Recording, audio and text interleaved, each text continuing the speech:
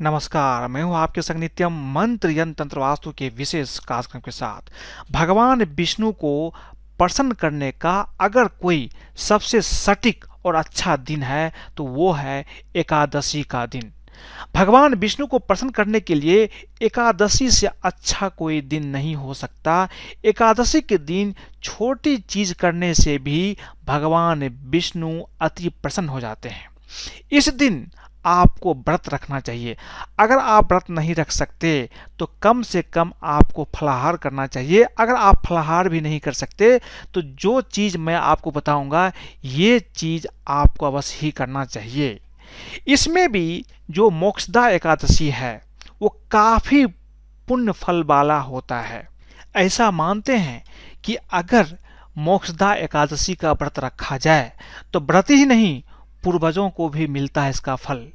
इस दिन जो मोक्षदायिनी एकादशी है या मोक्षदा एकादशी है, इस दिन अगर आप कुछ चीज करते हैं तो निश्चित रूप से आपके जीवन में धन की प्राप्ति होती है।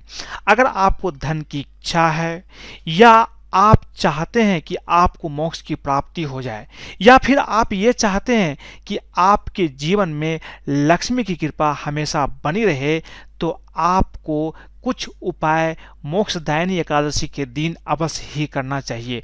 बने रहिए हमारे साथ, हम आपको बताएंगे। बहुत पुण्य फलों वाली है मोक्षदायिनी एकादशी। लेकिन इसके पहले अगर आप हमारे चैनल को सब्सक्राइब नहीं किए हैं तो कृपया इसे सब्सक्राइब कर ले तथा बेल बटन को भी दबाएं ताकि नए वीडियो का नोटिफिकेशन आपको तुरंत मिल जाए। मोक्षदायिनी एकादशी मार्गशीर्ष महीने की शुक्ल पक्ष की एकादशी को कहते हैं।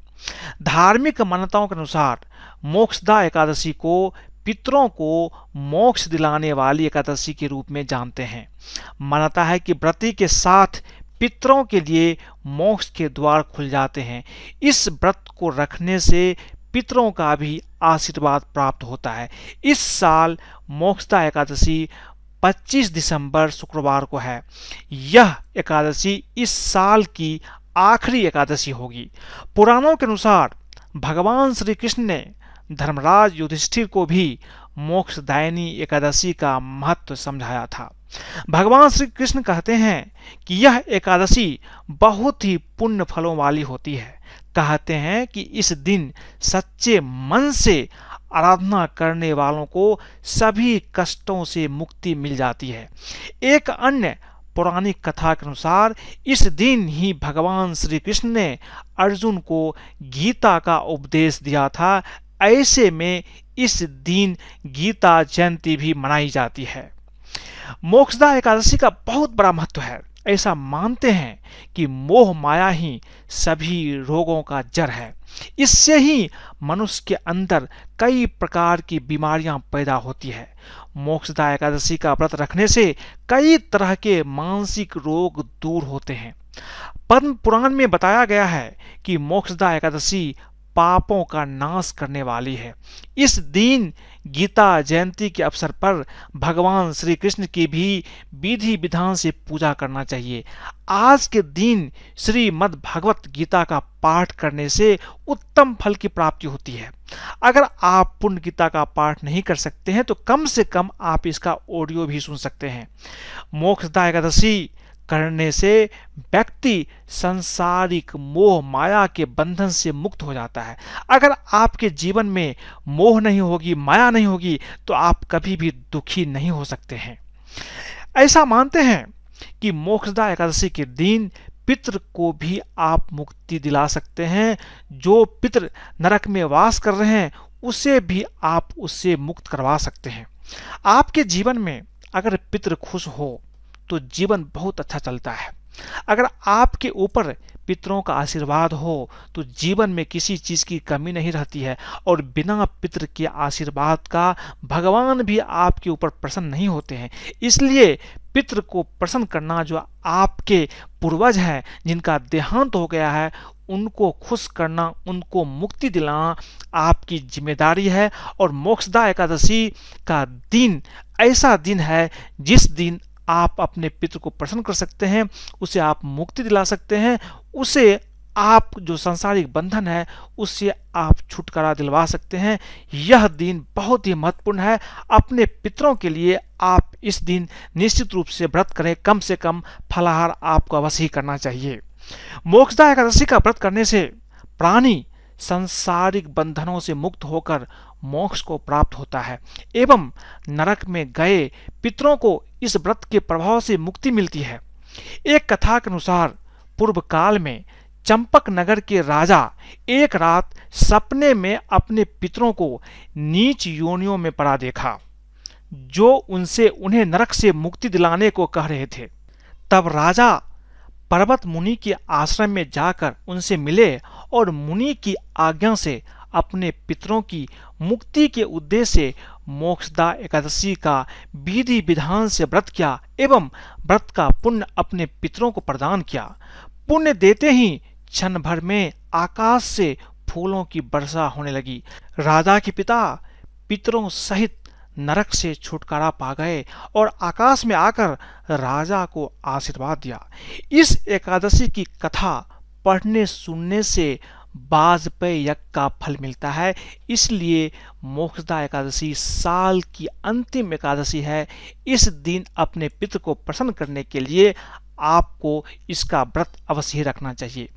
इस बार मोक्षदा एकादशी पंचांग के अनुसार मार्गशीर्ष मास की शुक्ल पक्ष की एकादशी का आरंभ 24 दिसंबर की रात 11:17 से शुरू होगा और अगले दिन 25 दिसंबर की देर रात 1:54 तक एकादशी तिथि का समापन होगा।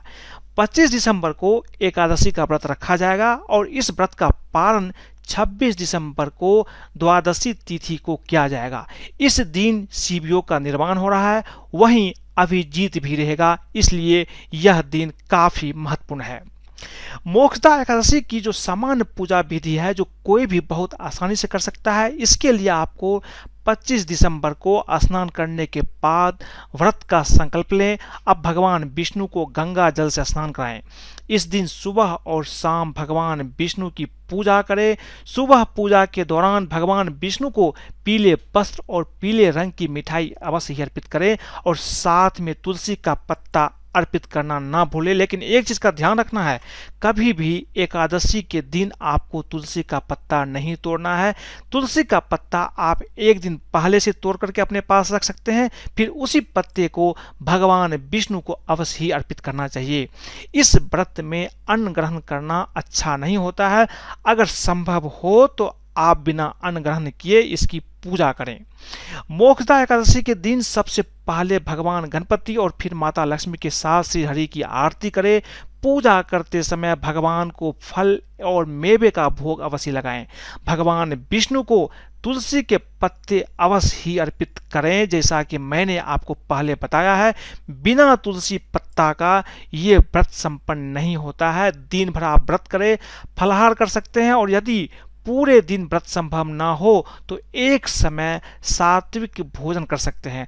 व्रत के दौरान मन को शांत रखें, क्रोध ना करें, किसी को अपशब्द ना कहें। शाम के समय दीपक जलाकर भगवान विष्णु का भजन कीर्तन आपको अवश्य करना चाहिए, आपके लिए काफी महत्वपूर्ण होगा। अब यह है कि एक बहुत ही महत्वपूर्ण चीज है, अगर आप व्रत कर सकते हैं तो बहुत अच्छी बात है। अगर आप व्रत नहीं कर सकते हैं तो कम से कम आपको एकादशी के दिन चावल का सेवन नहीं करना चाहिए। चावल से बनी किसी चीज का सेवन नहीं करना चाहिए। इस दिन चावल खाना वर्जित माना जाता है। जो लोग व्रत नहीं करते हैं उन्हें भी एकादशी तिथि को चावल नहीं खाने चाहिए। जानते हैं इसके पीछे की पौराणिक कथा, तर्क और मान्यताएं क्या कहती है। पौराणिक कथा के अनुसार माता शक्ति के क्रोध से बचने के लिए महर्षि मेधा ने शरीर का त्याग कर दिया था। उनका अंश पृथ्वी में समा गया। माना जाता है कि वहां पर जौ और चावल की उत्पत्ति हुई। जिस दिन उन्होंने अपने शरीर का त्याग किया उसी दिन एकादशी तिथि भी थी। इसलिए एकादशी तिथि के दिन जौ और चावल खाने को वर्जित माना गया है। माना जाता है कि जो लोग इस दिन चावल का सेवन करते हैं वे ऋषि मेधा के रक्त और मांस का सेवन करते हैं, इसीलिए इस दिन चावल खाना मना है। मान्यताएं कहती हैं कि जो लोग एकादशी तिथि को चावल का सेवन करते हैं उन्हें रेंगने वाले जीव की योनि में जन्म मिलता है, परंतु जो लोग द्वादशी तिथि को चावल का सेवन करते हैं उन्हें इस योनि से मुक्ति प्राप्त हो जाती है। इसके अलावा एकादशी तिथि पर चावल न खाने के विषय में तर्क यह दिया जाता है कि चावल का सेवन करने से शरीर में जल की मात्रा बढ़ती है, इससे व्रती का मन विचलित और चंचल हो जाता है, जिससे व्रत के नियमों का पालन करने में बाधा आती है। इसलिए भी एकादशी व्रत में चावल का सेवन वर्जित माना जाता है। जो भी रीजन हो, लेकिन आप एकादशी के दिन चावल का सेवन आपको नहीं करना चाहिए, चाहे आप व्रत कर रहे हो या न कर रहे हो। अब सबसे महत्वपूर्ण बात यह है कि एकादशी का दिन आप कुछ छोटी छोटी उपाय करके अपने जीवन को चमका सकते हैं, धन की प्राप्ति कर सकते हैं और भगवान विष्णु की कृपा भी पा सकते हैं। अगर आपकी कोई ऐसी कामना है, मनोकामना है जिसकी पूर्ति अभी तक नहीं हुई है, तो एकादशी पर भगवान विष्णु की पीले रंग के फूलों से पूजा अवश्य करनी चाहिए। भगवान विष्णु को पीला फूल अर्पित करना बहुत ही लाभकारी साबित होता है, इससे आपकी हर कामना पूरी हो सकती है। पीले रंग के पुष्प जगत के पालनहार विष्णु जी को बहुत ही प्रिय होते हैं। अगर आप कर्ज में डूब गए हैं और कर्ज से मुक्ति चाहते हैं तो एकादशी पर पीपल के वृक्ष पर जल चढ़ाएं। पीपल में भगवान विष्णु का वास माना जाता है, इससे कर्ज से मुक्ति मिलती है, साथ ही आर्थिक स्थिति में सुधार भी आता है। भगवान विष्णु का अगर आपके जीवन में आशीर्वाद मिल जाए तो फिर किसी और चीज की जरूरत नहीं होगी। लक्ष्मी तो भगवान विष्णु के पीछे पीछे आपके घर आ ही जाएगी। इसलिए अगर आप चाहते हैं कि आपके ऊपर भगवान विष्णु का आशीर्वाद मिले तो एकादशी पर पीले रंग के फल, कपड़े एवं अनाज भगवान विष्णु को अर्पित करें। बाद में ये सभी चीजें गरीबों को दान कर देनी चाहिए। ऐसा करने से भगवान विष्णु की आशीर्वाद आपके जीवन में निश्चित रूप से मिलता है।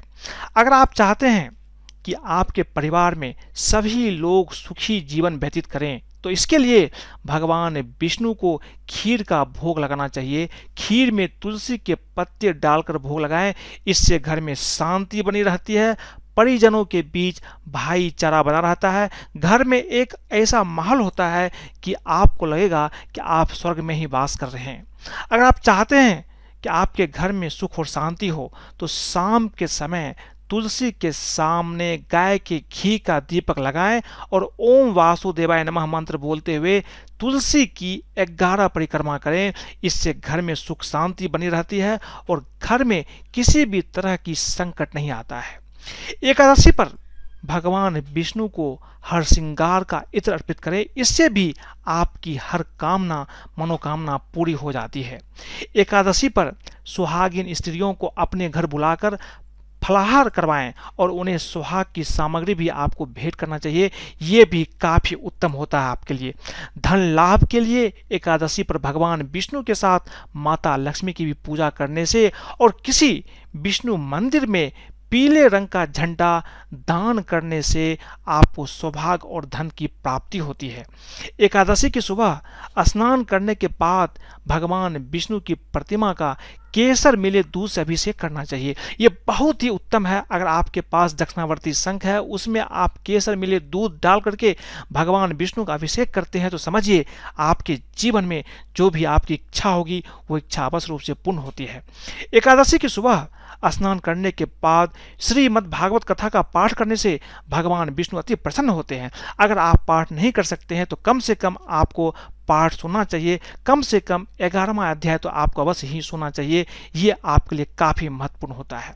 भगवान विष्णु को तुलसी बहुत ही प्रिय है। तुलसी से संबंधित अगर आप कोई उपाय करते हैं भगवान विष्णु के सामने तो निश्चित रूप से भगवान विष्णु आपसे अति प्रसन्न हो जाते हैं। एकादशी पर तुलसी की माला से अगर आप ओम नमो वासुदेवाय नमः मंत्र का जाप करते हैं तो समझिए आपके जीवन में चमत्कार पैदा हो सकता है। एकादशी पर दक्षिणावर्ती शंख की पूजा करने से भी भगवान विष्णु एवं माता लक्ष्मी प्रसन्न होती है। इससे धन लाभ होता है। साथ में एकादशी पर दक्षिणावर्ती शंख में कच्चा दूध एवं केसर डालकर भगवान विष्णु का अभिषेक करें। इससे धन लाभ के योग निश्चित रूप से बनते हैं। मैंने आपको पहले भी बताई है। अगर आप एकादशी के दिन पीले चंदन या केसर में गुलाब जल मिलाकर माथे पर तिलक लगाते हैं तो आपके घर में सदैव सुख समृद्धि रहेगी। इसलिए सुख समृद्धि के लिए एकादशी पर पीले चंदन या केसर में गुलाब जल मिलाकर माथे पर टीका या बिंदी लगाएं। ये उपाय आपको एकादशी के दिन से शुरू करके हर रोज करना चाहिए। इससे आपके जीवन में सदैव सुख और समृद्धि बनी रहेगी। रोजगार में वृद्धि के लिए केसर लगा हुआ सिक्का श्री हरि पर चढ़ाकर पर्स में रखें। पारिवारिक कलह से मुक्ति के लिए नारायण पर 4 सूरजमुखी फूल चढ़ाएं। इससे आपके जीवन की जो भी कलह है, पारिवारिक कलह है, वो दूर हो जाता है। पैसे की कमी दूर करने के लिए भगवान विष्णु को 11 हल्दी की गांठ भी चढ़ाएं और फिर इसे आप अपने पैसे रखने की जगह पर इसे रख दें। इससे भी धन संबंधी सारी समस्याएं खत्म होने लगती है। भगवान विष्णु को पीतांबरधारी कहते हैं, इसलिए एकादशी पर उन्हें पीले वस्त्र अवश्य ही अर्पित करना चाहिए। एकादशी पर भगवान विष्णु को तुलसी की माला भी आपको अर्पित अवश्य ही करना चाहिए। इससे भगवान विष्णु अति प्रसन्न होते हैं, जैसा कि मैंने आपको पहले बताया है।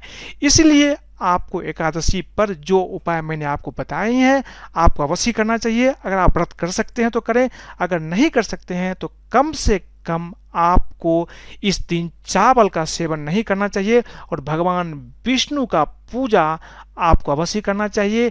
तुलसी का पत्ता, पीला फूल और पीला कपड़ा अवश्य अर्पित करना चाहिए। अगर आपको ये वीडियो पसंद आई तो कृपया इसे लाइक करें, सब्सक्राइब करें तथा अपने दोस्तों के साथ भी शेयर करें ताकि वो भी अपने जीवन में भगवान विष्णु की कृपा पाकर अपने आप को धन बना सकते हैं।